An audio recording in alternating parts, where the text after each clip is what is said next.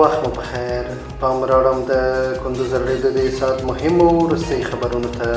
نن شنبه د لیندۍ 22مه نیټه ده چې د 2025 کال د دسمبر له 13مې نیټې سره سمون لري. روانه خبري لړۍ درته زه عبدالجلیل احساس وړاندې کوم، خو په پیل کې هم د څو مهمو خبرونو سرټکي. افغانستان له ایران سره د چابهار لارې د دوام ژمنه او د ترانزیت تعرفو د کمولو هڅې روانې کړي.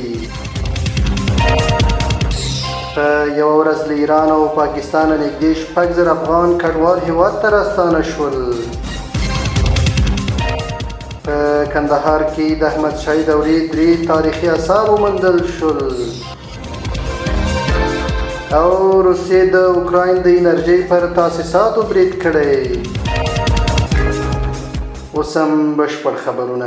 افغانستان له ایران سره د چابهار لارې د دوام ژمنه او د ترانزیت تعرفو د کمولو هڅې روانې کړي. د صنعت او سوداګرۍ وزیر نورالدین عزیزي ویلي له ایران سره یې ژمنه کړې چې د چابهار لاره به د تل لپاره فعاله ساتي، خو هلته به یې د کراچۍ په پرتله لوړې دي او په دې تړاو له ایراني چارواکو سره خبرې روانې کړي دي.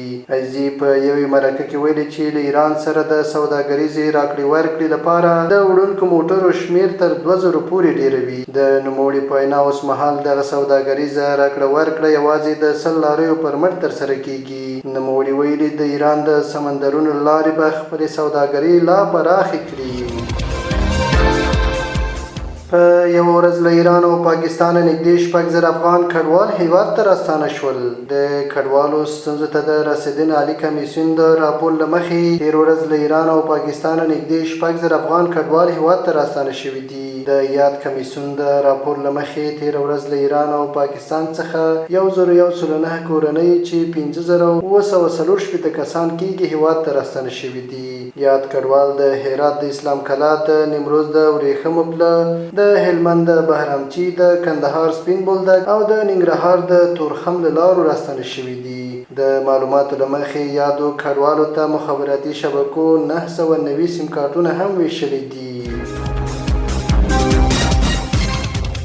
په کندهار کې د احمدشاهي دورې 3 تاریخي آثار وموندل شول. د کندهار د اطلاعات او کلتور ریاست مسؤلین ویلي چې د احمدشاه بابا کور کې د کار پر مهال د احمدشاهي دورې اړوند 3 تاریخي آثار موندل شوي. په دغه تاریخي آثارو کې ډبرین پلته‌یي څراغ، خاورین څراغ او یو زنځیر شامل دی. د اطلاعات او کلتور ریاست مسؤلین ویلي چې دغه آثار به تر پاککاري او ترمیم وروسته د احمدشاه بابا د کور په موزیم کې د احمدشاهي دورې نور آثارو سره یو ځای کېښودل شي. او وروستی خبر دا چې روسیې د اوکراین د انرژۍ پر تاسیساتو برید کړی. روسیې د اوکراین د سویلي ښار او ډیسا انرژۍ پر تاسیساتو برید کړی چې له امله یې پراخه اورلګېدنه رامنځته شوې ده. د دغه ولایت چارواکو ویلي چې د دغه برید له امله شاوخوا سیمې چې د اوکراین لوی سمندر بندرونه هم پکې موقعیت لري له برېښنا بې برخې شوي دي. د راپور له مخې روسیې په وروستۍ اونیو کې د اوکراین د انرژۍ پر تاسیساتو او زیربناو بریدونه زیات کړي دي.